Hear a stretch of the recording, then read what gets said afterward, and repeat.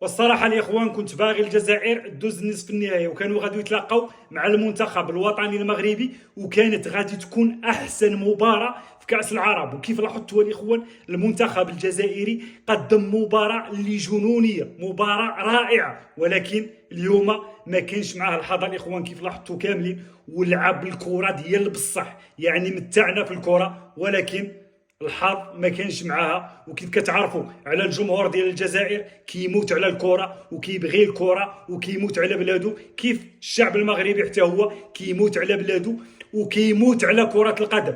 وكانوا غادي يتلاقاو في نصف النهايه، الصراحه كنا غادي نتمتعوا وتحرمنا من واحد المباراه اللي كانت غادي تكون جنونيه.